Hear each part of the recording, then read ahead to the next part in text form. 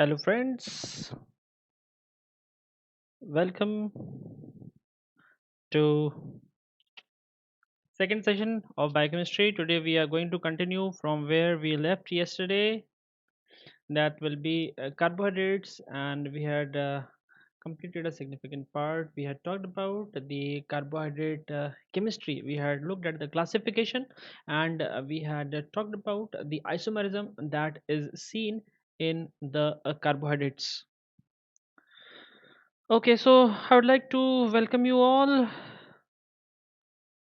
Uh, okay, I already have a question. Okay. hmm. I'd like to welcome you all to today's session. And very quickly, I would like you to register your presence. All of those who are here, just print in a hi so that I know you have come. Just print in a hi so that I know that you are here with us today. Hello, everyone. Okay, this is the full screen that we need to have. This is full screen. Okay,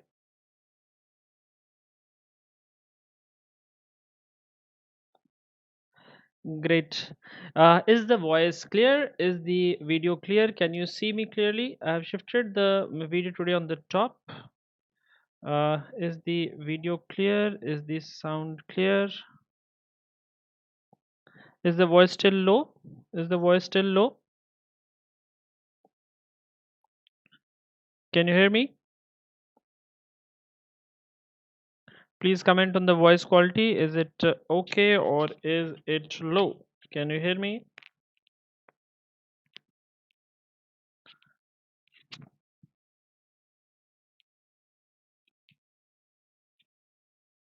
Voice is low. Let me see if we can do anything about the voice. Dr. Manoj, can we do anything about the voice somewhere? Voice quality here, it appears to be okay. In our system, it appears to be okay. So what I can do is I can go into this setting and in the filters, I'll just make it 0. I hope it becomes better now. Let's see if it is better now. Can you hear me better now? Is the voice better or is it still the same? Okay, I hope it's better now.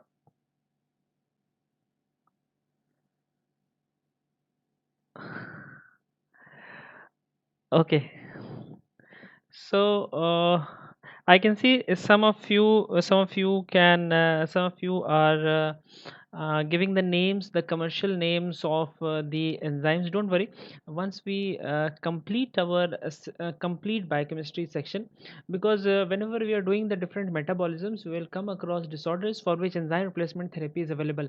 At the end of our class, I'll give you a table which lists all the common disorders for which enzyme replacement therapy is available and the commercial name of the enzymes which are used for replacement. I'm not going to give it piecemeal.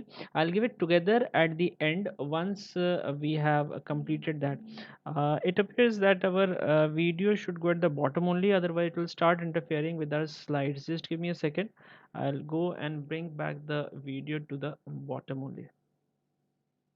Okay, it should go at the bottom only within the frame. I think this should be okay. This should be okay. Okay.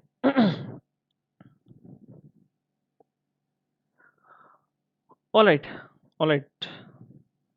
So don't worry about the names. Don't worry about the names, the Naglazyme and the other names, because once we have completed that, we'll take a look at all the commercial enzymes available for all the enzyme replacement therapies. About 7 to 8 of them are there, and then we'll take a look at them together.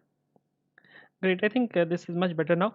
So, some students are requested for the enzyme names for MPS type 1, type 2, and type 6, which are being replaced. So, here you have the names. Please note, I had mentioned this yesterday also.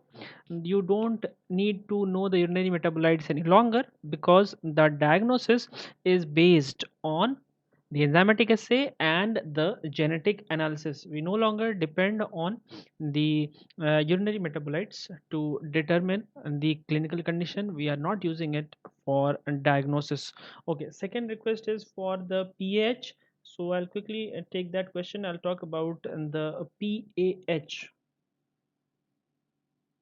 I'll repeat, this is an overlap with physiology. It was better covered in physiology. In the pAH.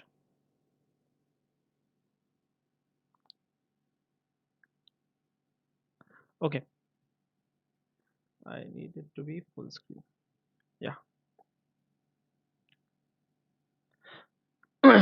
Okay, pH, as you know, stands for the para amino hippuric acid. It stands for para amino hippuric acid, and it has some very special properties. The para amino hippuric acid has some very special properties. What are those special properties? Number one, it is readily filtered. Number two, it is not reabsorbed. And lastly, it is completely secreted, meaning whatever amount is left in the blood after filtration is secreted when it passes through the renal tubules. Because of these features, it is able to determine the renal plasma. Sometimes instead of plasma, it is mentioned as blood. It is used to determine the renal plasma flow. Please note that it is different from the inulin, urea, creatinine, where filtration was occurring, but the absorption and secretion was not occurring. So here, there it was measuring only the filtration, but here, because complete secretion is occurring, so it will help us determine what amount of blood has passed through the kidney. So para-aminohippuric acid is used to determine the renal plasma flow. It is used to determine the renal plasma flow. I'm sure you'll cover this topic again in physiology section. So renal plasma flow. Any other question from yesterday before we start with our carbohydrate part 2? Essentially, we will be moving on to the metabolism section. We'll be moving on to the metabolism section. Any questions? Any other questions from yesterday's class?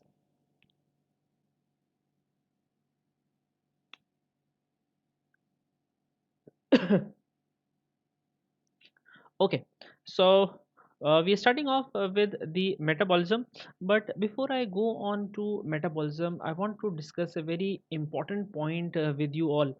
Most of you are either interns or post interns. You are preparing for your PG entrance exam.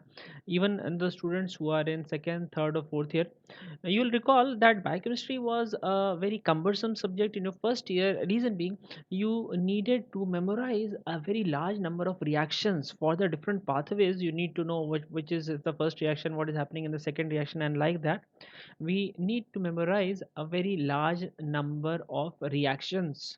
But the scenario changes when you come to the PG entrance exam, whether it will be the NEET exam or it is the next exam. How does it change? You are not going to get the question, draw the glycolysis or draw the urea cycle or draw the gluconeogenetic pathway in the exam. This question cannot be there. They cannot ask you to draw it. So what will they ask? They'll ask which of the following reactions is not a part of glycolysis. So number one, you don't need to memorize the cycles and the pathways. You should be familiar with them. You should know, okay, this reaction is part of glycolysis, but there is no need to memorize it. Number one. Okay. Okay. Second thing, when you review the questions of last 5 to 7 years, you will find that the reactions are asked very rarely. Even when the questions are from the metabolic pathway, there are certain specific topics or points which are asked rather than the reactions, rather than the reactions. All right. So Yagna, I have not yet written anything on the screen, but I think it is streaming for everybody. Okay. So what we are going to do, we are going to make a checklist for metabolic pathways. In this checklist, we will not light any reaction. But if you've completed this checklist, it is going to cover more than 95% questions asked in your PG entrance exam from the metabolism. If you know this checklist, you'll be able to answer more than 95% questions from the exams which are being asked. Okay.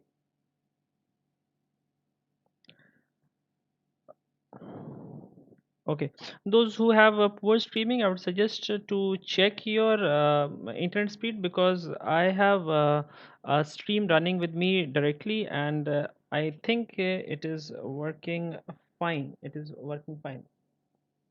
Okay, so what we're going to do, we are quickly going to write what we need to know in this checklist. In this checklist, what are the points that you should know? So about the checklist, point number one. Point number one, you must know where the metabolic pathway occurs. There are certain pathways which occur in specific organs. So you should know where. When I say where, it means which organ or tissue where the metabolic pathway specifically occurs.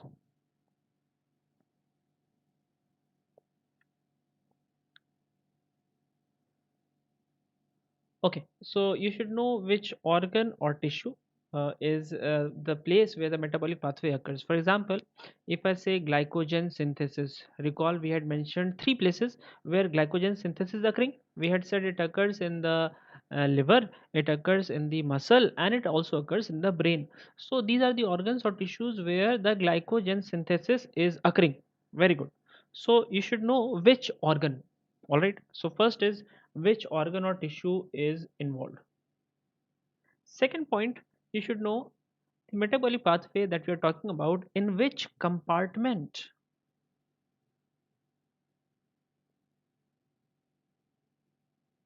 I would request Dr. Manoj to check if there is some issue with the streaming, because a lot of students are complaining that we are not getting a good feed, although in my screen I'm getting a good feed.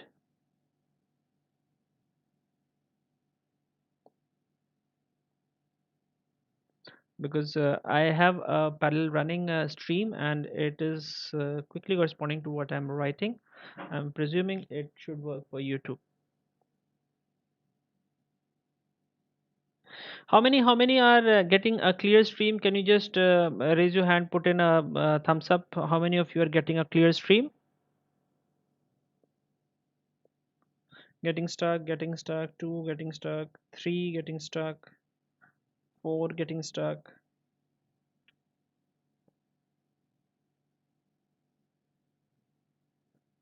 Mm-hmm.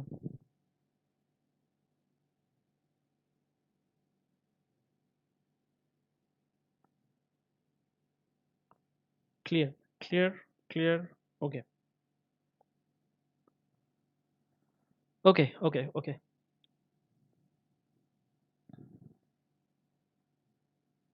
So if some people are getting the stream clearly, this means obviously you'll have to check the points, they check the stream at your end, because if the streaming problem would be from the studio end, then nobody will get a clear stream. But if some people are getting clear stream, this means you need to check the internet speed at your end. Okay, so I'll start from the beginning. I'm talking about the checklist for metabolic pathways and that you need to know. So I said the first point is In which organ or tissue the metabolic pathway occurs? For example, I'll take a different example.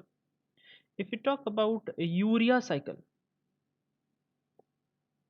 urea cycle will occur only in the liver. It doesn't occur in the muscle, it doesn't occur in the brain, it doesn't occur in the pancreas, it doesn't occur anywhere. So urea cycle will occur only in the liver. So here you need to know, when you talk about urea cycle, in which organ does it occur? Your answer will be liver. So first point that you need to know is in which organ the metabolic pathway occurs. The second point I said is you should know in which compartment the urea cycle is occurring. For example, again, if we talk about urea cycle, it involves two compartments. It will occur in the mitochondria and it will occur in the cytoplasm. Similarly, if I talk about the glycolysis, glycolysis occurs in the cytoplasm. If I talk about Krebs cycle, the TCA cycle, it occurs in the mitochondria. So you should know in which compartment the metabolic pathway is occurring. That's point number two. Point number three is the substrates and donors. So these are two different points. When I say substrates, substrates means starting material, which are the materials from which you start. For example, if I say heme synthesis, we start with succinyl coenzyme A and glycine. We start with succinyl coenzyme A and glycine. So that is the starting material. And donors means which molecules will contribute one or more atoms in any synthetic path. For example, if you're synthesizing some molecule, so from where the donors are coming, we'll see this when we talk about the purine pyrimidine synthesis, the different donors coming in. So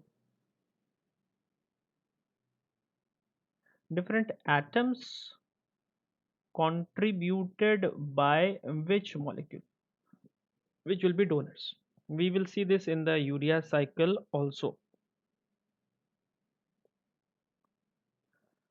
Okay, so that's point number three. And point number four, in certain cases, you need to know the end products.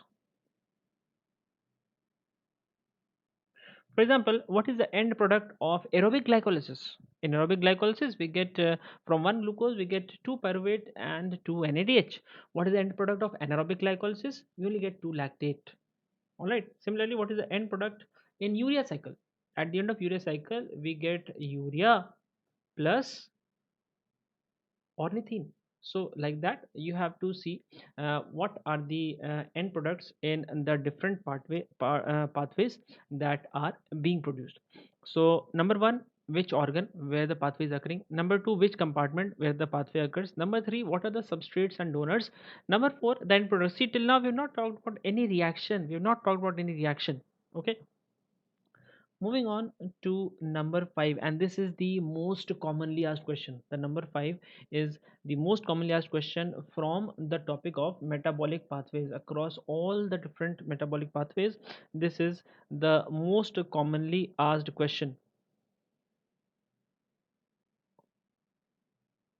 Okay, and that is most important most important rate limiting enzyme,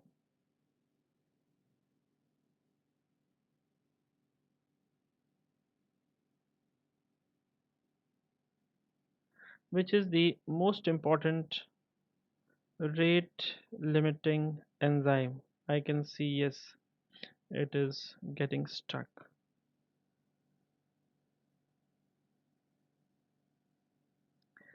Don't worry, as I saw just now, it was getting stuck. If it is getting stuck, you're not missing out anything, because immediately when the buffering is complete, it will start from where it had stopped. So please note that even if it buffers, you are not going to miss anything. Just now I saw that it was buffering, but I also noticed that it starts from where you had stopped, so you don't miss out anything even if it is buffering. Obviously it is a problem that is buffering, but I don't know what we can do much about it.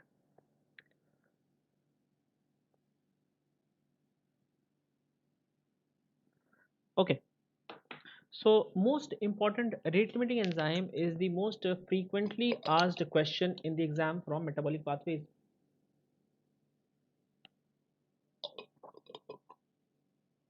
Here I would like to specify one very important point, that most of the time the term most important will not be mentioned. The most important term will not be mentioned, but it will be implied. It will be implied. They will only write the rate limiting enzyme, and it will be implied that we are talking about the most important rate limiting enzyme. What this means is there are multiple rate limiting enzyme in the pathway, but you are supposed to highlight the most important rate limiting enzyme. It is the most frequently asked question from the metabolic pathway, and you must know the rate limiting enzyme of all the metabolic pathways. There is one thing which you should remember, that is the rate limiting enzyme for the metabolic pathways. You cannot afford to not know the rate limiting enzyme for the metabolic pathways. When you come to point number 6 in the checklist, point number 6 in the checklist, and that is enzymes targeted for regulation. Enzymes targeted for regulation. The rate limiting enzyme is always targeted for regulation, but you can have additional enzymes, may or may not have additional enzymes. So sometimes you'll find that the rate limiting enzyme targeted for regulation are the same. Sometimes you'll find that enzyme targeted for regulation are rate limiting enzyme plus some other enzymes. All right. So this is the sixth point that you have to remember. And the last point that you must know is the energetics. Now, this is the second most important question asked frequently.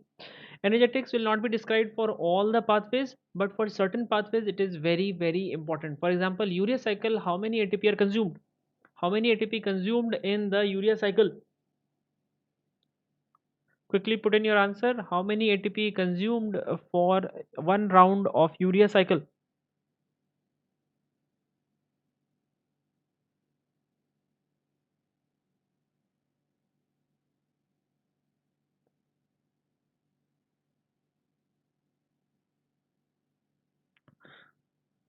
Let's see some answers. Sure.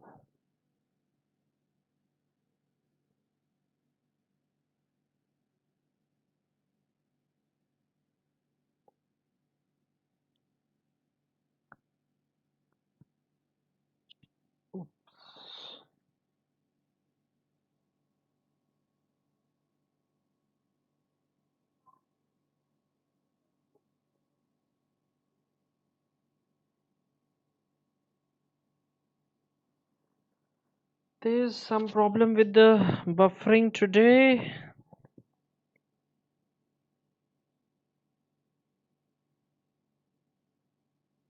Just give me 2 minutes. We'll check if there is some issue with the internet connection.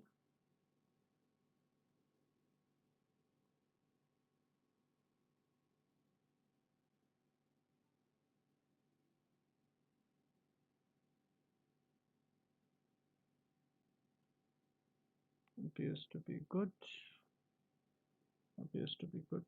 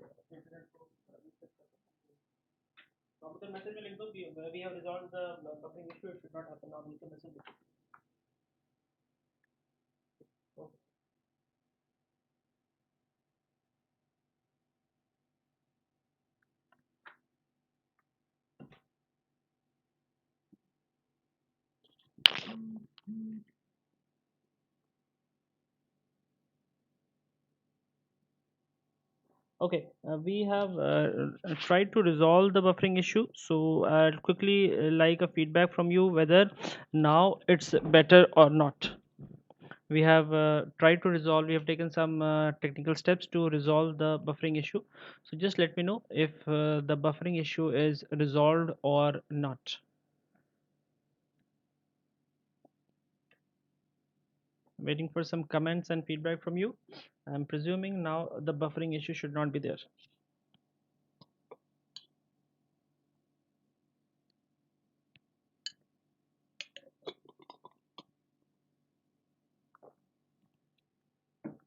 Okay, that's great. That's great. So what I'll do, I'll quickly do the recap of the points that we have covered till now, and then move on to point number seven. I will move on to point number seven. First, we'll do a quick recap. So, like I said, we are doing the checklist for metabolic pathways, which does not involve the reactions, and only with this checklist alone, you should be able to uh, quickly answer about 95% of the questions which are being asked from the metabolic pathways just from the checklist. Okay, so first point we said that which is the organ or tissue where the metabolic pathway is occurring. All right, which is the organ or tissue where the metabolic pathway is occurring. We gave the example that urea cycle occurs in the liver. It occurs in the liver. So that is the organ where the urea cycle is occurring. Second point we said which compartment is involved in the particular metabolic pathway. And continuing with the example of urea cycle, we said that it occurs in the mitochondria and in the cytoplasm. The two compartments involved in the urea cycle would be mitochondria and cytoplasm.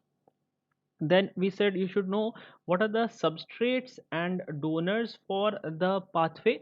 And substrate and donor means the substrates are the starting material, and donors are the atoms, are the molecules from which atoms are received. All right, when we do the metabolic pathways, we'll highlight and label these substrates and donors. Then for some of the pathways you must know the end products. It is not important for all, but for few of them it will be very important. At this point I had told you that one very important, most frequently asked question in the exam from metabolic pathway is the most important rate limiting enzyme for the pathway. Most important rate limiting enzyme for the pathway. It is a must know point for all the metabolic pathways. If you have to remember one point, you must remember the rate limiting enzyme for the pathway. Okay, and then the enzymes which are targeted for regulation. Here you should remember the rate limiting enzyme is always targeted for regulation, but sometimes you can have multiple targets for regulation. So rate limiting enzyme plus other enzymes may be involved in the regulation. So now that brings us to our point number 7, and point number 7 is the energetics.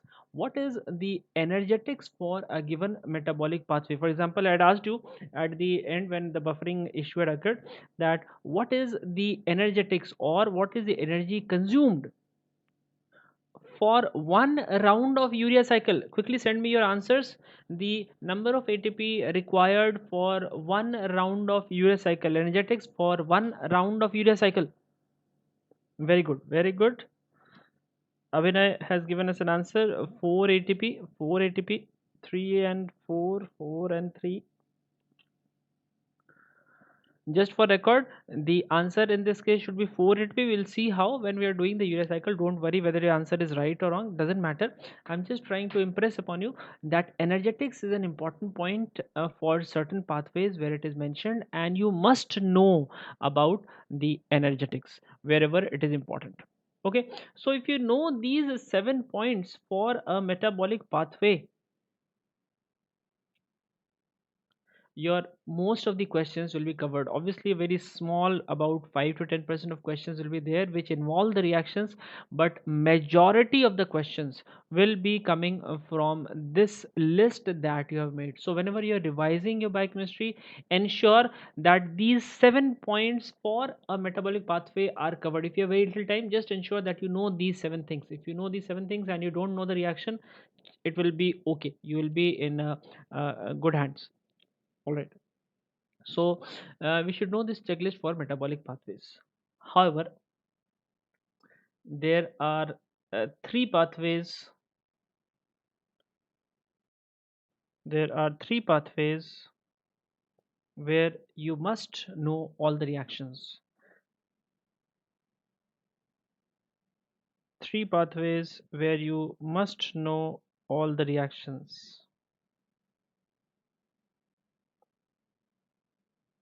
Hmm. I can see the buffering issue is there.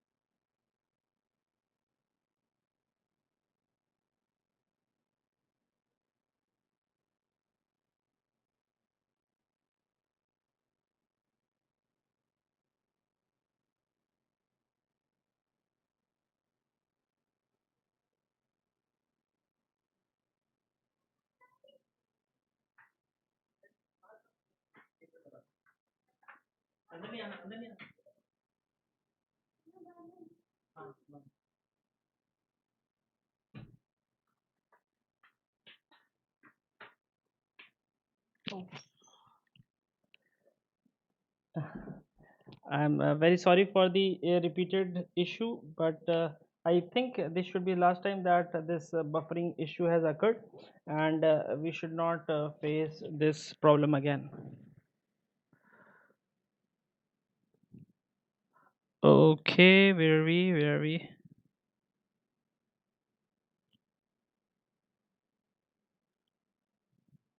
Okay. Hello, hello. Are we stuck? Are we still on?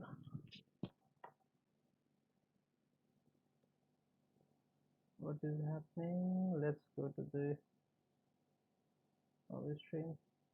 Here we're getting good stream, and here also we have got the stream back. Okay. Shouldn't buffer now. It shouldn't buffer now. As far as my understanding goes, it shouldn't buffer now.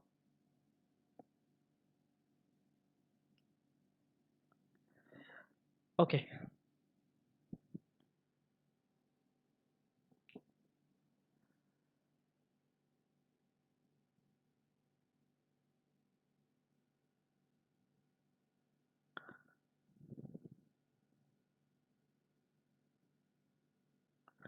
All right, all right. So, like I was saying, we have a checklist, 7 points which you should know for metabolic pathways.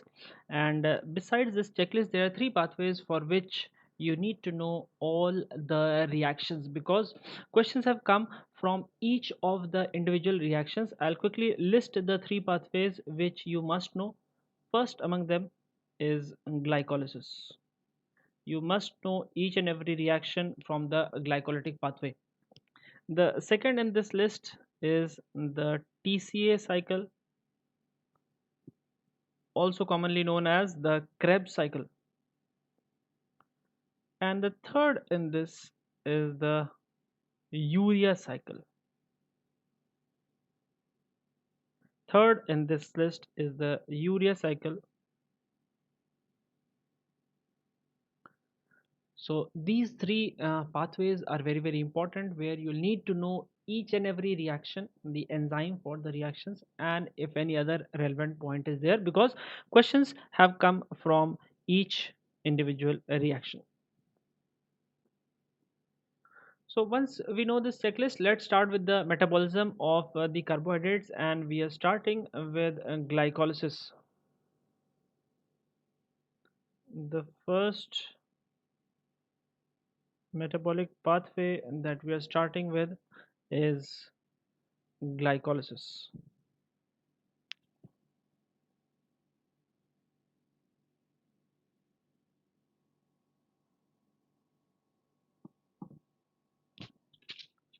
Okay, so we are starting with glycolysis,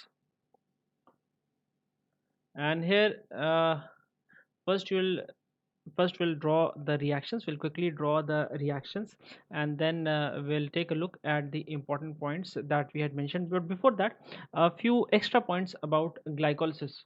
Glycolysis is also known as the EMP pathway. It is known as the EMP pathway. What do you mean by EMP?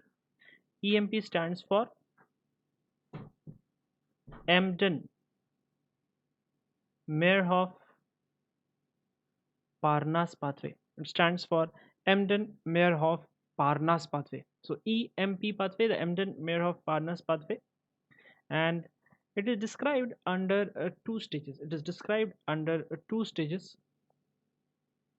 The preparatory phase. The preparatory phase, also known as the investment phase.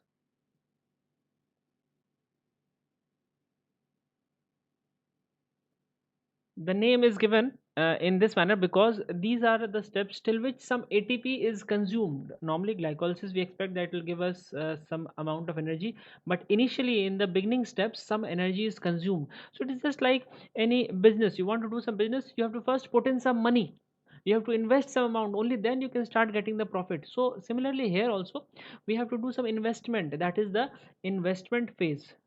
And once you have done some investment and you do some work, then you get the payoff. So second is the payoff phase. So the preparatory phase and the payoff phase. The preparatory phase and the payoff phase. In addition, when we talk about glycolysis, you have to keep in mind that we have two different types of glycolysis. The two different types of glycolysis, the aerobic glycolysis and the anaerobic glycolysis, where oxygen is available and mitochondria is there, we can do the aerobic glycolysis. But if oxygen is not available or if mitochondria is not there, for example in RBC, then we cannot do aerobic glycolysis. We have to make do with anaerobic glycolysis. So aerobic and anaerobic glycolysis, these are the additional points that you have to keep in mind. Okay, so let's quickly talk about the details. In our checklist, what was point number one? In our checklist, what was the point number one? The point number one was location, organ, oblique, tissue. So you'll say, okay, glycolysis occurs everywhere. But remember, glycolysis we just mentioned is of two types. We have what is known as anaerobic glycolysis.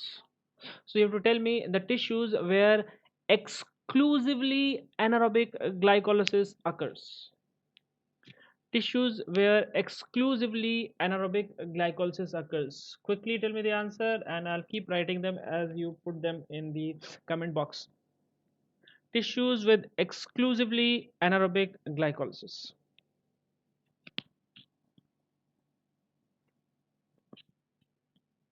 RBC is correct. Muscle is not. Anything else? RBC is correct. RBC is correct. Anything else?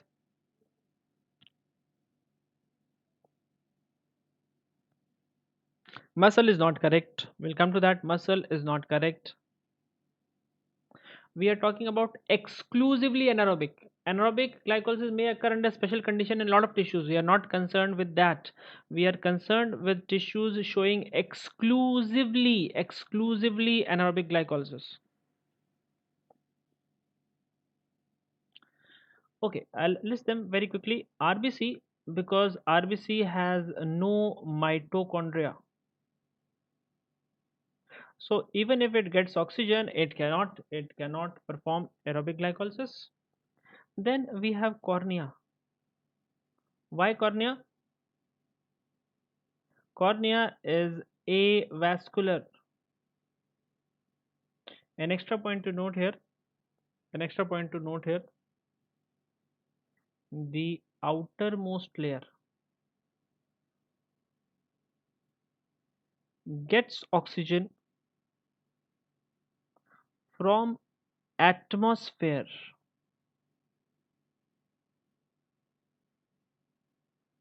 through the tear film. So the outermost layer may not show the anaerobic glycolysis, but all the other four layers will show the anaerobic glycolysis, exclusively anaerobic glycolysis in the cornea. Similarly, lens. Lens is also avascular.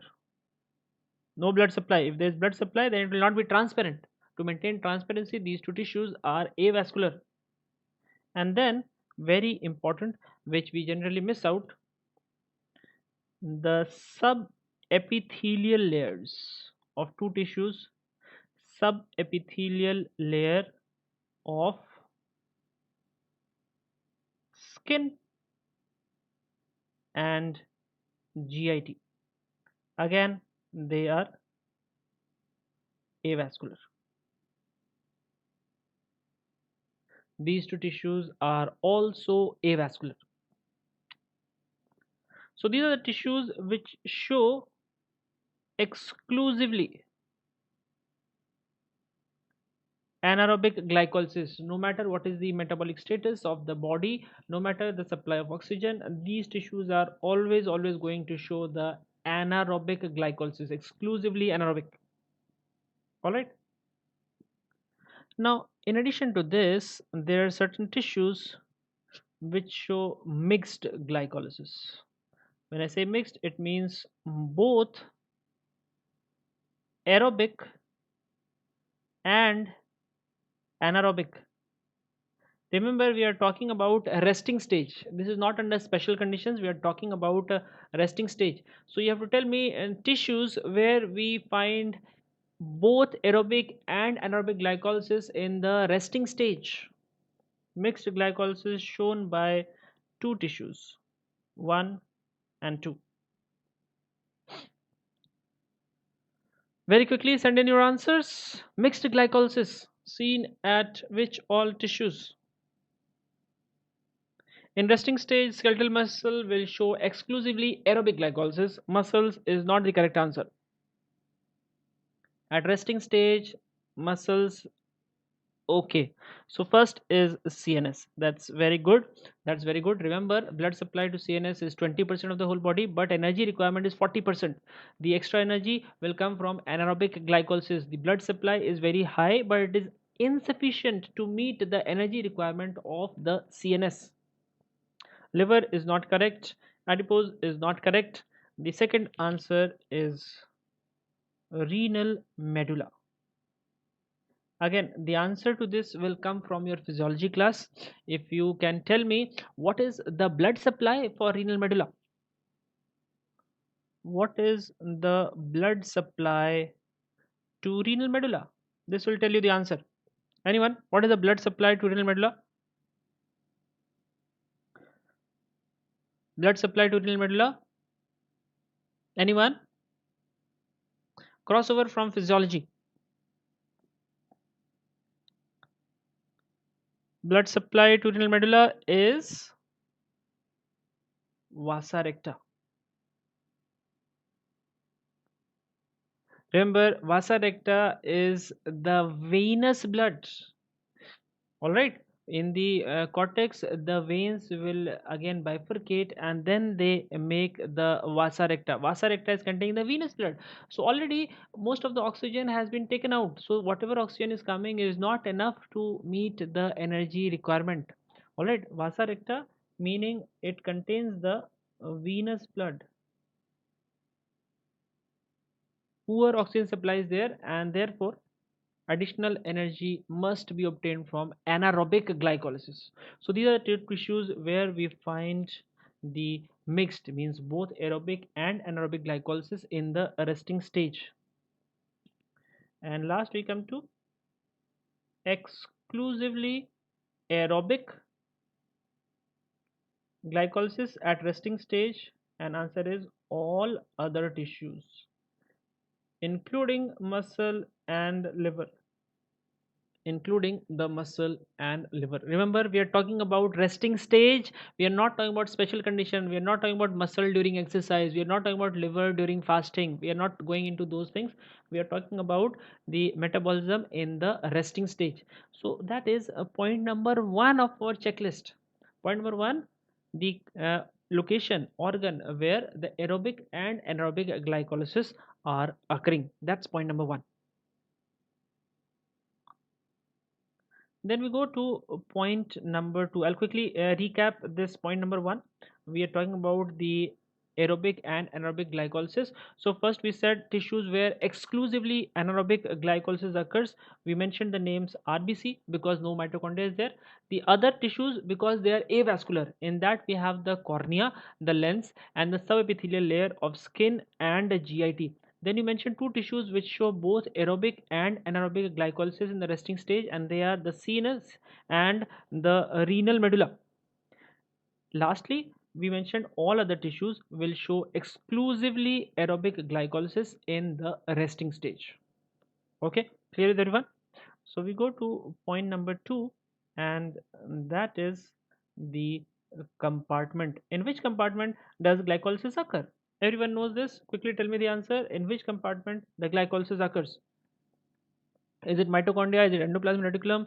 Is it the Golgi body? Is it the cytoplasm? Is it the nucleus? Where is the glycolysis occurring? Very good. So answer is the cytoplasm. The answer is the cytoplasm. Okay, that's point number two. Then we come to point number three. Point number three talks about substrates and donors. Here we only have a substrate. Substrate, you will note, are hexoses and glycogen. Very good. Substrate, hexoses, and glycogen. Glycogen particularly is the substrate mostly in muscle, but also to some extent in the brain. We had said in the brain also there is glycogen storage. So in the brain also glycogen can act as a substrate for the glycolysis. Then point number four, end products. Again, when we talk about end products, we will have to subdivide them into two. In case of aerobic glycolysis and in case of anaerobic glycolysis. For aerobic glycolysis, from one glucose, what do you get? From one glucose, what do you get? Like we said, you get two molecules of pyruvate plus two molecules of NADH plus H plus. Very good. Two molecules of pyruvate plus two molecules of NADH plus H plus. What about the anaerobic glycolysis? From one molecule of glucose, you get only two molecules of lactate, no NADH in the picture, no NADH in the picture. So you can see for aerobic and anaerobic glycolysis, the end products are obviously different. ATP is not included in the end products. ATP is not included in the end products. Very good. So that's point number 4. And now we go to point number 5. All of you know the answer to this question. Most important rate limiting enzyme for glycolysis. Most important rate limiting enzyme for glycolysis. Everyone know this? Quickly send me the answer.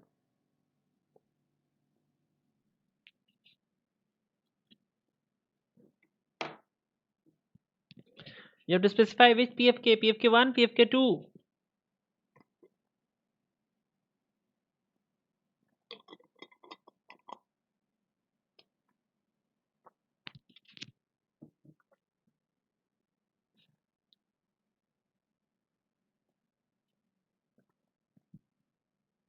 Very good. So I would like to say that some of the guides and books have written hexokinase as the answer, which is not correct. The correct answer for this is PFK1. PFK stands for phosphofructokinase. We have two isoenzymes, so we have to specify which isoenzyme, and that is type 1. Phosphofructokinase type 1 is the most important rate limiting enzyme of the pathway. All right. And now we go to one of the very commonly asked questions in glycolysis, and that is the target for regulation. The target for regulation, when we list this, will come out to be very, very interesting. The target for regulation come out to be very, very interesting. In this list, first we have the PFK2. PFK2 is under hormonal regulation. It is the main enzyme under hormonal regulation. When we say hormonal regulation, it means commonly it is by the phosphorylation, dephosphorylation, or sometimes it can also be via second messengers, but mostly it is by the covalent modification, that is phosphorylation and dephosphorylation. So PFK2 under hormonal regulation.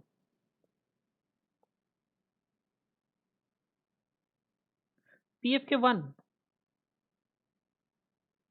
this is under allosteric regulation. And when we say allosteric regulation, you should be able to tell us which molecules are activators and which molecules are inhibitors. Which molecules are activators and which molecules are inhibitors. Activators: AMP, fructose 6 phosphate, fructose 2,6 bisphosphate.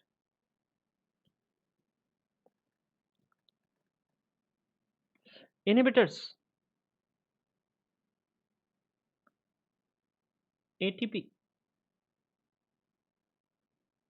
citrate. ATP and citrate are the inhibitors. One very, very important point which you will have to note here: the product of PFK2 is fructose 2,6 bisphosphate, and fructose 2,6 bisphosphate in turn is the activator of PFK1. So the hormones via PFK2 are able to exert fine regulation at the enzyme PFK1. All right, this is a very important point to note.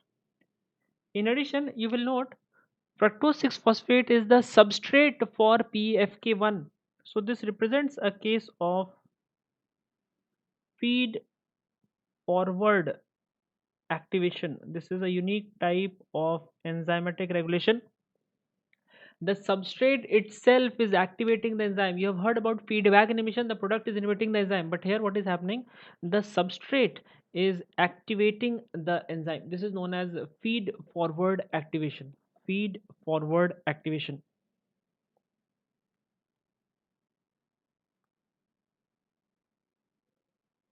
And then we have hexokinase. Hexokinase shows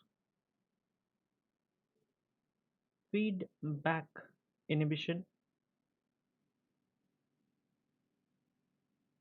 and the feedback inhibition is exerted by glucose 6 phosphate. Feedback inhibition exerted by glucose 6 phosphate.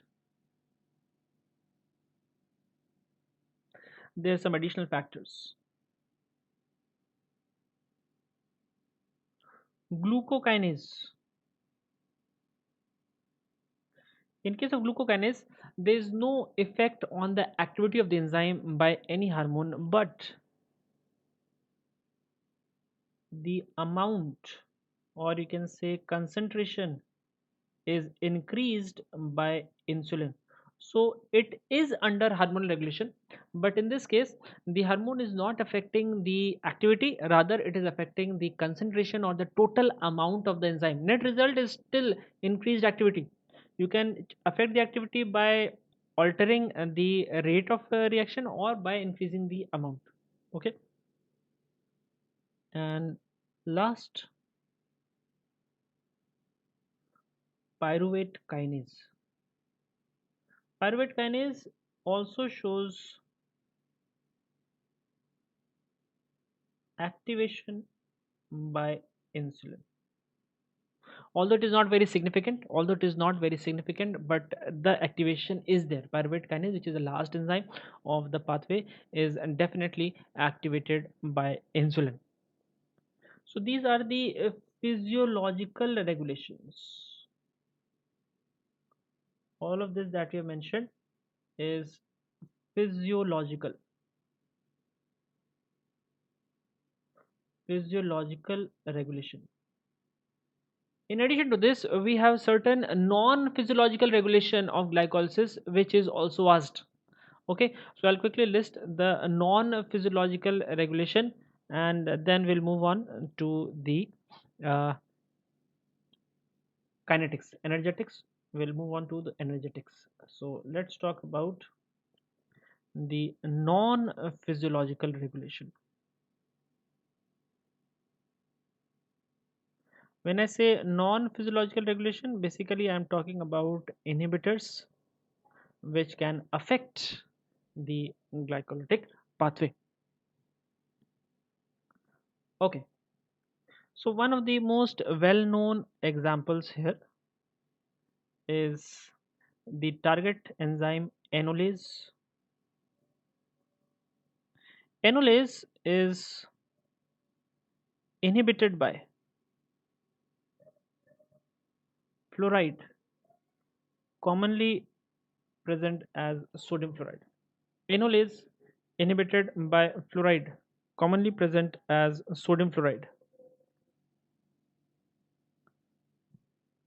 Second,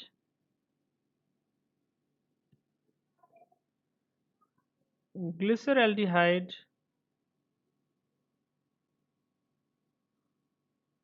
3 phosphate dehydrogenase. Glyceraldehyde 3 phosphate dehydrogenase. Glyceraldehyde 3 phosphate dehydrogenase. It is inhibited by iodoacetate. Glyceraldehyde 3 phosphate dehydrogenase inhibited by iodoacetate.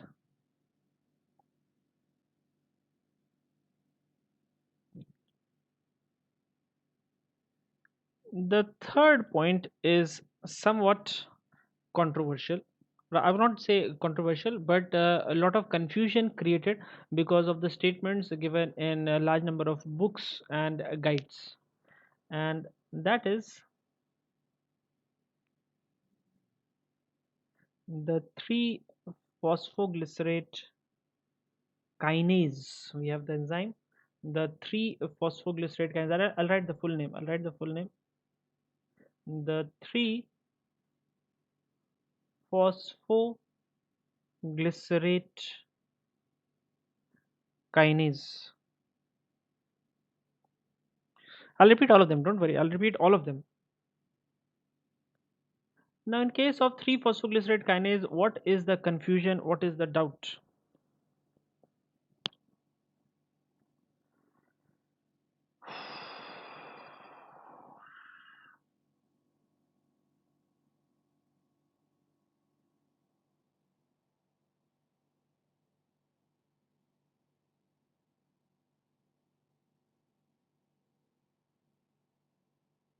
The speed is fantastic. I don't know what is happening. Because at my end the speed is fantastic, almost 3 mbps per second is the upload speed, which is generally more than enough to easily stream live videos. Okay, nevertheless, let's let's go back to the non-physiological regulation. I'm talking about the third point, the 3 phosphoglycerate kinase. The 3 phosphoglycerate kinase is affected by the molecule, as you have mentioned, some of you has mentioned, the arsenite. Now, most of the books and guides and most of the faculty will tell you that the 3-phosphoglycerate kinase is inhibited by arsenite, but remember, this is not correct. The 3-phosphoglycerate is not in kinase is not inhibited by arsenite, rather it is bypassed by arsenite. Remember, arsenite does not inhibit the 3-phosphoglycerate kinase. It does not inhibit the 3-phosphoglycerate kinase. What it does is bypasses the 3-phosphoglycerate kinase, and therefore arsenite is called the uncoupler of glycolysis. Reason being, at this reaction normally we'll see ATP synthesis occurs. At this reaction normally ATP synthesis occurs, but when you bring in the arsenite, the reaction will proceed, but ATP synthesis does not occur. So glycolysis and ATP synthesis, the two processes which are normally occurring together, normally they are coupled. In this case they are uncoupled. That is why the arsenite is the uncoupler of glycolysis. It does not inhibit. Inhibition does not occur, but it is the uncoupler of glycolysis. It is the uncoupler of glycolysis. So I'll quickly repeat the non-physiological regulators. The enolase, which is inhibited by fluoride, commonly present as sodium fluoride. The glyceraldehyde 3-phosphate dehydrogenase, commonly inhibited by iodoacetate. The 3-phosphoglycerate kinase, it is bypassed by arsenite, and therefore it is known as the uncoupler of glycolysis. Last point which I'll mention, the sodium fluoride is used for collecting samples for blood glucose estimation.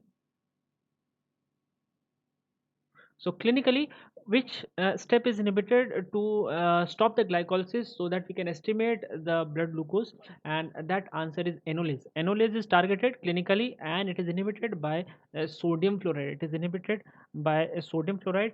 In that scenario, we always use sodium fluoride plus strong anticoagulant.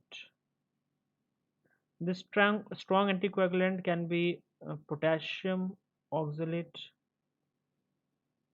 or it may even be sodium potassium EDTA.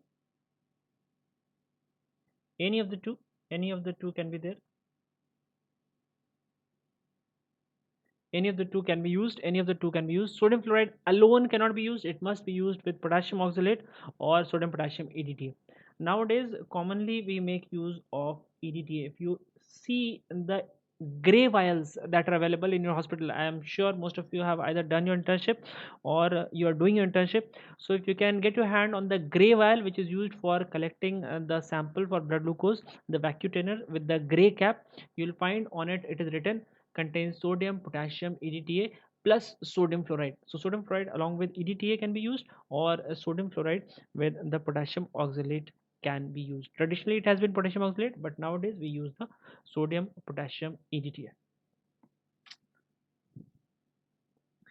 Any questions from the regulation? See, regulation was a somewhat expansive topic, so I want to know if you have any questions or doubts till now before we go ahead, and then I'll talk about point number 7, and that is the energetics. Okay, I can see there is a question on enolase. I'll quickly talk about. Oh, I've already talked about enolase. Any other question?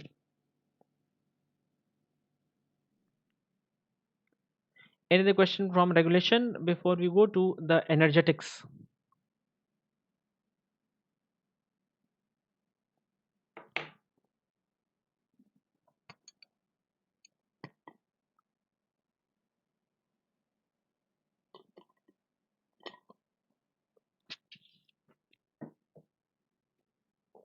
Sure.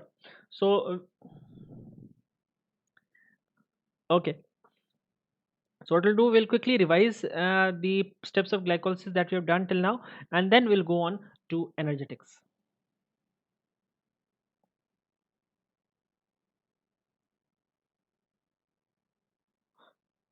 Okay. So we started with glycolysis. We said it is the EMP pathway. It has two phases: the preparatory and the payoff phase. Preparatory phase, also known as the investment phase. In addition, we can describe glycolysis to be of two types. We can have the aerobic or the anaerobic glycolysis. Then we started with our checklist. We said number one, location. We talking about the organ or tissue, and we started talking about aerobic and anaerobic glycolysis. Anaerobic glycolysis exclusively occurs in the RBC, in the cornea, in the lens, and the subepithelial layer of skin and GIT. Both aerobic and anaerobic glycolysis, also known as mixed glycolysis, occurs in the CNS and in the renal medulla. Exclusively aerobic glycolysis will occur in all other tissues at the resting stage. The glycolysis occurs in cytoplasm, and the substrates for glycolysis are hexoses and the glycogen. The end product for aerobic glycolysis from one molecule of glucose are two molecules of pyruvate and two molecules of NADH plus H plus. For anaerobic glycolysis from one molecule of glucose, we end up with only two molecules of lactate. The most important rate limiting enzyme for glycolysis is the PFK1, the phosphofructokinase 1. The targets for regulation include PFK2. PFK2 is under hormonal regulation. PFK2 generates the fructose 2,6 bisphosphate, which is the activator of PFK1. We have mentioned this here. The PFK2 generates the fructose 2,6 bisphosphate, which is the activator of PFK1. The other activators for PFK1 are AMP and fructose 6 phosphate, which causes feed forward activation. Inhibitors for PFK1 are ATP and citrate. In addition, the hexokinase shows feedback inhibition by glucose 6 phosphate. The glucokinase concentration or the amount is increased by insulin, and pyruvate kinase is also activated by insulin. This was the physiological regulation. Talking about the non-physiological regulation, we said that enolase is inhibited by fluoride, which is available as sodium fluoride. The sodium fluoride with another strong anticoagulant is used for collecting samples, clinical samples for blood glucose estimation. The glyceride 3-phosphate dehydrogenase is inhibited by iodoacetate, whereas the 3-phosphoglycerate kinase is bypassed by arsenite, and that is why arsenite is known as the uncoupler of glycolysis. We'll come to the pathway, don't worry, we have to do the pathway for the glycolysis. Okay, so we have done till point number 6 of our checklist, and we are going to point number 7. We are going to point number 7. Okay, before I go to point number 7, uh, feed forward activation. So what is happening? The fructose 6 phosphate it is converted to fructose 1,6 bisphosphate. We are supposed to do this later, and the enzyme is P. The enzyme is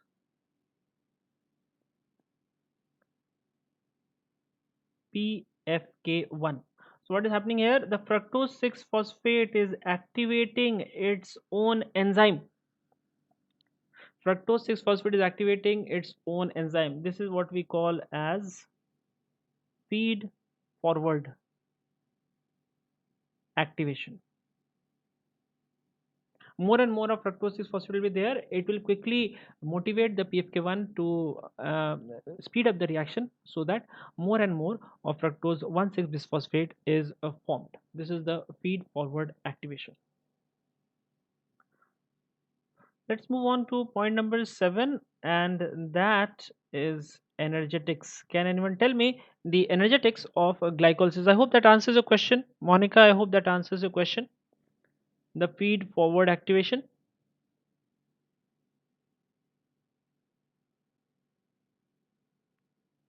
Let's talk about energetics. Anyone quickly tell me the energetics of glycolysis? 3 ATP. Anyone else? 3 ATP. 3 ATP. Anyone else? Energetics for glycolysis. Anyone else? Energetics for glycolysis? Monica, Dr. Manohar, Akshay. Okay. Plus 4 minus 2. 2. 2. Anyone else? Anyone else? Okay. So don't forget, I told you when we talk about glycolysis, we divide it into two parts: anaerobic and aerobic. Anaerobic and aerobic. Now, most of you are saying 2, which I would say is broadly correct. So, for most tissues, the answer of 2 ATP appears to be correct. For most tissues, the answer of 2 ATP appears to be correct. But for RBC, it is not correct. In RBC, we have what is known as the Rappaport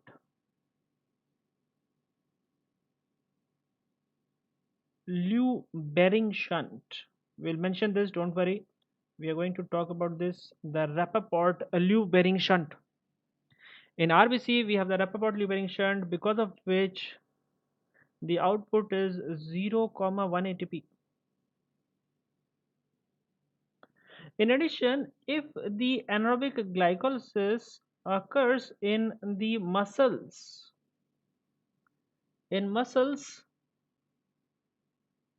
glycogen is fuel for anaerobic glycolysis. For anaerobic glycolysis, the glycogen is fuel, and in this case you end up with 3 ATP. So very interesting, no? In anaerobic glycolysis you can get 0 ATP, you can get 1 ATP, you can get 2 ATP, you can even get 3 ATP. What about aerobic glycolysis? Anyone would like to answer? What is the energetics for aerobic glycolysis? How many ATP we get in aerobic glycolysis? I'm waiting for your answers. How many ATP are we going to get in the aerobic glycolysis?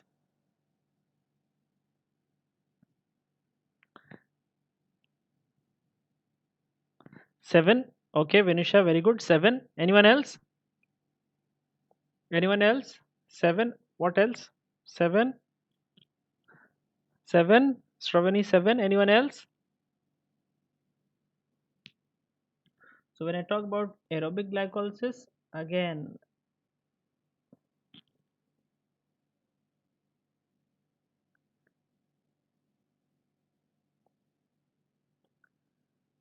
before I go to aerobic glycolysis, we have got very important question from Made Easy. No anaerobic metabolism in muscle, no sir.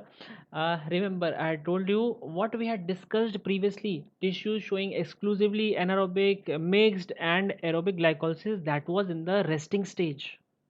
when you're doing the severe exercise, strong exercise, when you're doing a very severe exercise, at that time the muscles will show the anaerobic glycolysis. That is a special condition. I told you what we had mentioned at the top in point 1, that was at the resting stage. In special conditions the situation will change. So in muscles during exercise we can have anaerobic glycolysis. It will not be there in the resting stage, but during exercise we can have anaerobic glycolysis. Okay, so I'll go back to aerobic. When I say aerobic, I'll mention two tissues, brain, and then I'll mention kidney, liver. Okay, kidney and liver. What is the difference in these two tissues?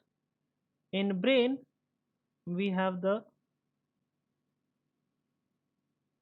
glycerol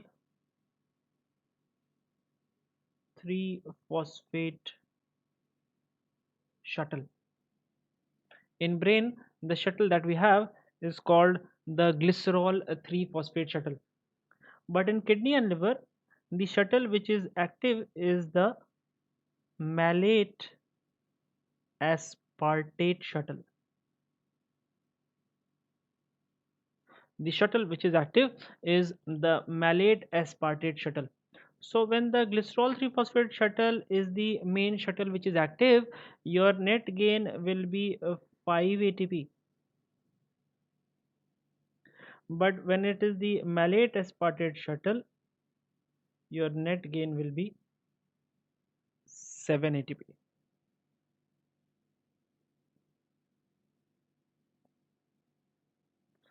So please note, so interesting to look at the energetics of glycolysis.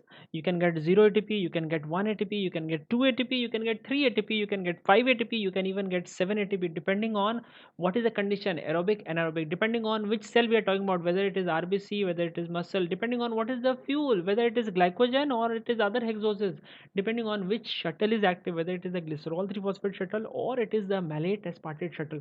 So depending on different factors, the glycolysis can give us different energetics. So when you get the question on energetics from glycolysis, it is very, very, very important to read the other points which are mentioned, whether it is aerobic, whether it is anaerobic, which tissue are we talking about, what is the fuel that is active, what is the shuttle which is active. Until unless you consider these points, we cannot give the correct answer. For example, once or twice the question has come, in anaerobic glycolysis, from which fuel you are going to get the 3 ATP? In anaerobic glycolysis, from which fuel you are going to get 3 ATP? And we have just written here, if glycogen is fuel in anaerobic glycolysis, we can get the 3 ATP. This question, straightforward question, has been asked, one line question, which of the following fuel gives 3 ATP in glycolysis? Similarly, a lot of time in the PGI the question is there, how many ATP during glycolysis from RBC, and your answer has to be 0, 1. Your answer has to be 0, 1. Alright, so these questions have been asked straightforward one line questions have been asked, so you have to keep these point in the mind. Okay, now once you have seen this, we'll quickly draw the glycolytic pathway. I'm sure all of you know this, it is going to be a recap only, so we'll quickly draw the glycolytic pathway. Let's start with glucose. Glucose gets converted to glucose 6 phosphate, which then gets converted to fructose 6 phosphate. Fructose 6 phosphate gets converted to fructose 1,6 bisphosphate. We'll see that the formation till fructose 1,6 bisphosphate was what we called the investment phase or the preparatory phase. Let's complete these reactions. The glucose to glucose 6 phosphate conversion is catalyzed by commonly hexokinase. stuck.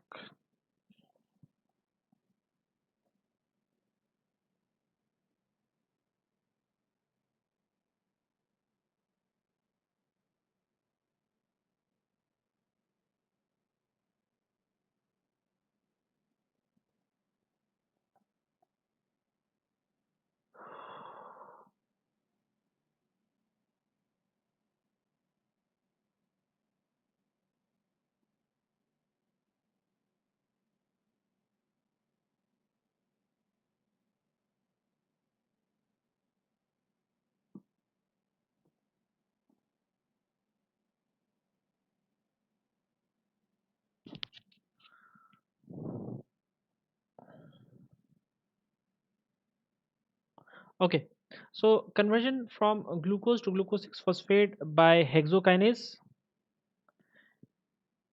and sometimes the name glucokinase will also be there.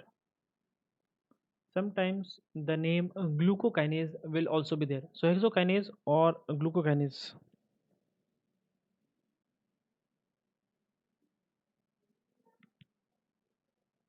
Okay, so hexokinase or glucokinase. Now here I'd like to mention we have not yet covered enzymes, but please note when I say kinase, kinase is actually a enzyme which catalyzes transfer. What is it transferring? It will transfer the phosphate either from ATP or to ATP. So in this case, it is transferring phosphate from ATP to glucose, and for this purpose, it requires magnesium. For this purpose, it requires magnesium. So glucose to glucose 6 phosphate catalyzed by hexokinase or glucokinase, ATP is converted to ATP and magnesium is required. Please note hexokinase is a transferase enzyme. This is an irreversible reaction. You will note that only the arrow is at one end. The arrow is only at one end. It is an irreversible reaction. Glucose 6 phosphate to fructose 6 phosphate is a reversible reaction. It is a reversible reaction catalyzed by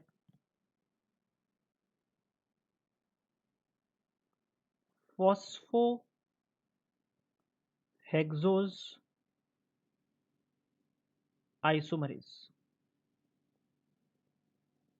or hexose phosphate isomerase. Both terms are used, phosphohexose isomerase or hexose phosphate isomerase. This is the enzyme. This is a reversible reaction. This is a quickly reversible reaction. The next reaction is again irreversible. Conversion of fructose 6 phosphate to fructose 1,6 bisphosphate by the enzyme phosphofructokinase 1. Remember, it is the kinase. Therefore ATP consumed converted to ADP and magnesium is required because it is the kinase. Because the kinase, the ATP will be consumed and magnesium is required. Remember, the second kinase is also catalyzing the irreversible reaction.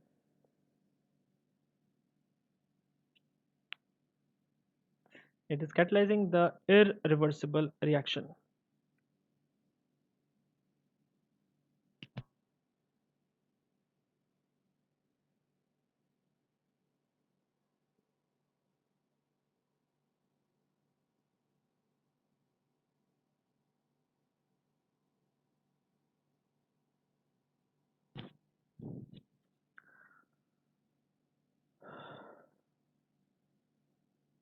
Okay, so this is the investment phase or the preparatory phase where we can see 2 ATP has already been consumed, and that is why we call it the investment phase or the preparatory phase. The fructose 1,6 bisphosphate is then split into two. Please note that this reaction is also reversible. This reaction is also reversible. It is quickly converted into DHAP, dihydroxyacetone phosphate, and glyceraldehyde glyceraldehyde 3 phosphate, dihydroxyacetone phosphate and glyceraldehyde 3 phosphate. These are the two products. The reaction is catalyzed by aldolase. Please note, it is not enolase, it is aldolase. Aldolase enzyme can be of two types, type A and type B. Type A is found everywhere, type B is found only in the liver. In the liver, type A is also there. So type A and B aldolase will quickly convert fructose 1,6-bisphosphate into DHAP and glycerolide 3-phosphate, which are readily interconvertible by the enzyme triose phosphate isomerase.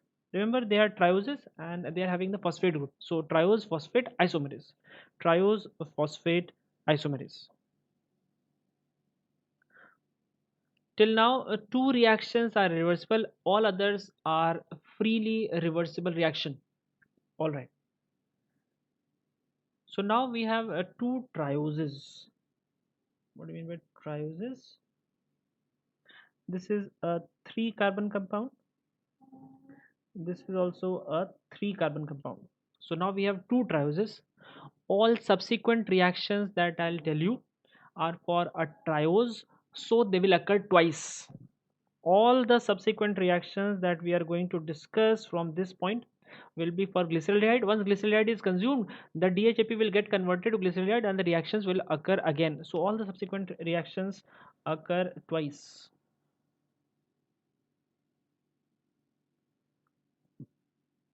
Please note, this is also a reversible reaction. Glyceride 3-phosphate is acted upon by the enzyme, the glyceraldehyde 3-phosphate dehydrogenase. This is a reversible reaction.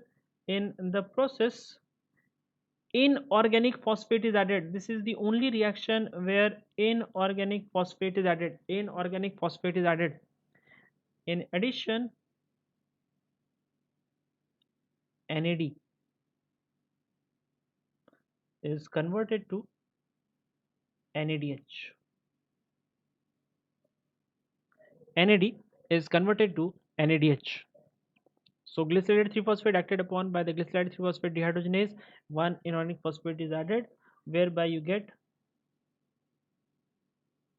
1,3-BPG. 1,3-bisphosphoglycerate. 1,3-bisphosphoglycerate. We already had the 3-phosphoglycerate where we are adding one more phosphate at position 1. So we get 1,3-bisphosphoglycerate. The 1,3-bisphosphoglycerate is then converted into 3-phosphoglycerate. 3-phosphoglycerate is converted to 2-phosphoglycerate. 2-phosphoglycerate is converted to phosphoenol pyruvate, which is finally converted into pyruvate. Alright, let's see the reactions very quickly. The conversion of 1,3-PG to 3-phosphoglycerate is again a reversible reaction. It is a reversible reaction catalyzed by 3-phosphoglycerate kinase. Remember, when we said the kinase is being used, what will happen? When the kinase is being used, ATP converted into ADP. In this case, it is a reversible process. ATP converted to ADP. In this case, it is a reversible process. In addition, magnesium is required.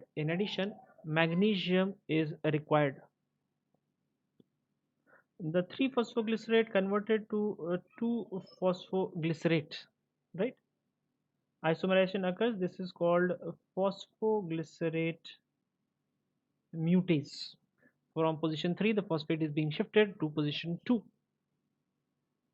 Conversion of 2-phosphoglycerate to phosphoryl pyruvate is also a reversible reaction catalyzed by enolase. We already mentioned enolase was the target for the inhibitor fluoride. The last reaction in the series is an irreversible reaction catalyzed by pyruvate kinase. And when the kinase is there, remember what will happen? ATP converted to ADP and magnesium is required. Alright, and magnesium is required. So please note, except for the last reaction in this series. Only the last reaction is irreversible, all other are reversible reactions. In addition, in case of anaerobic glycolysis, pyruvate is further converted reversibly to lactate by the enzyme lactate dehydrogenase. By the enzyme lactate dehydrogenase, it is converted to lactate, and in the process, NADH is converted back to NAD plus. NADH is converted back to NAD plus. I'll quickly recap. I'll quickly recap. Glucose converted to glucose 6 phosphate. Glucose converted to glucose 6 phosphate by the action of enzyme hexokinase or glucokinase, where ATP is consumed, magnesium is required. Glucose 6 phosphate quickly isomerized to fructose 6 phosphate by the enzyme isomerase. Fructose 6 phosphate is then converted into fructose 1,6 bisphosphate by the enzyme PFK1. Again, ATP is required. Till then, we have the preparatory phase where 2 ATP have been consumed. Fructose 1,6 bisphosphate is split into 2 by the action of aldolase. By the action of aldolase, it can be aldolase A or aldolase B, where we get the dihydroxyacetone phosphate and glycerate 3 phosphate, which are readily interconvertible. They are readily interconvertible by the triose phosphate isomerase. The glycerate 3 phosphate is acted upon by the dehydrogenase, converting the glycerate 3 phosphate into 1,3-BPG.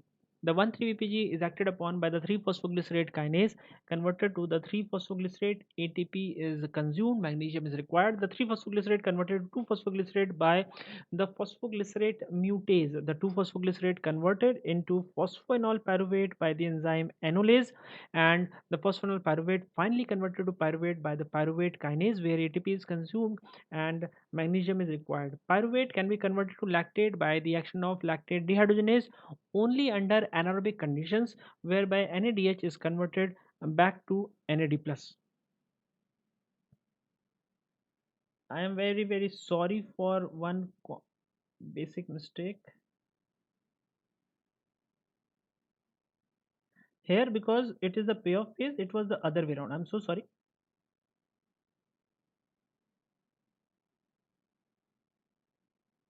I'm so sorry.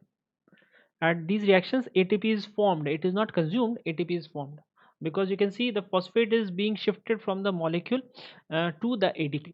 So in these two steps, ATP is formed.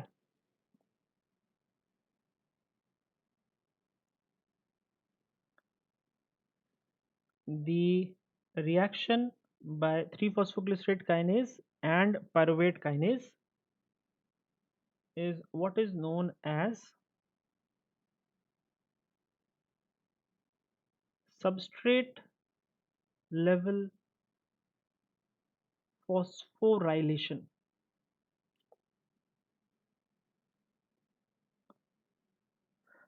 ATP is formed in these reactions, and therefore we call it the substrate level phosphorylation. We call it the substrate level phosphorylation when ATP is formed during a reaction.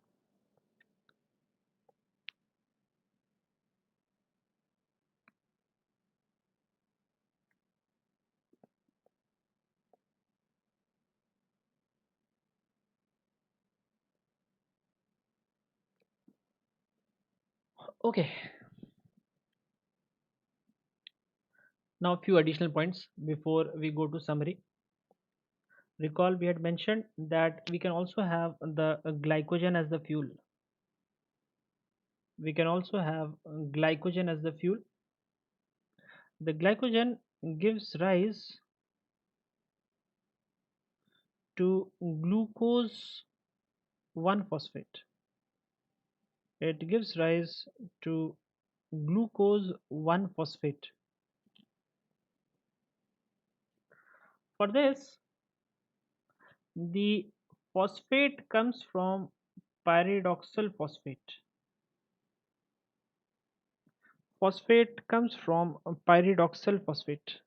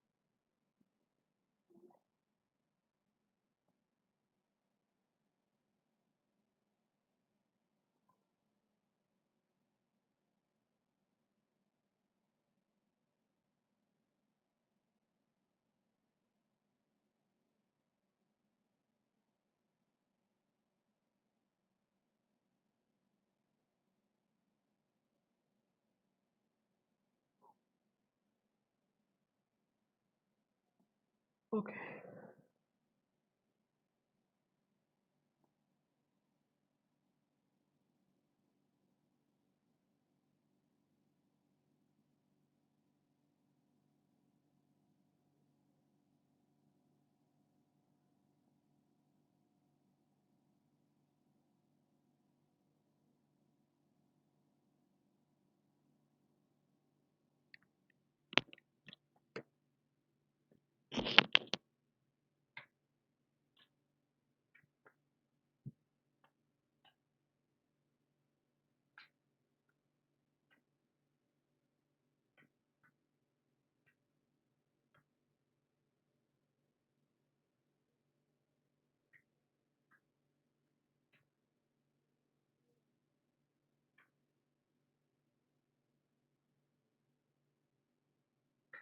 No, but what I don't know what is problem because in OBS it is showing more than 200 speed and continuously start something that we have to do.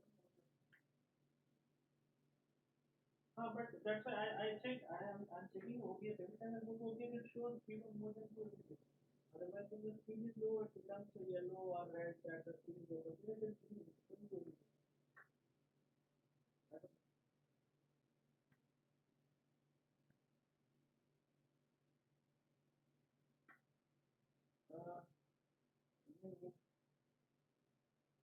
uh, so, okay, sir, then that we'll try to resolve the buffering issue and we'll continue from here.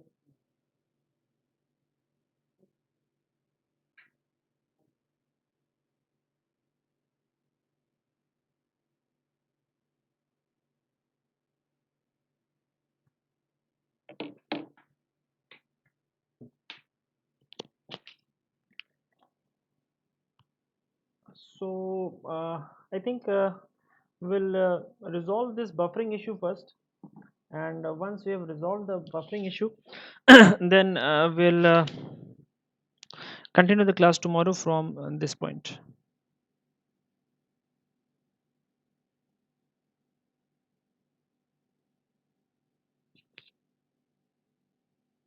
We'll continue from here only. Tomorrow we'll first see what is the problem, why there is so much buffering issue, and then we'll continue tomorrow.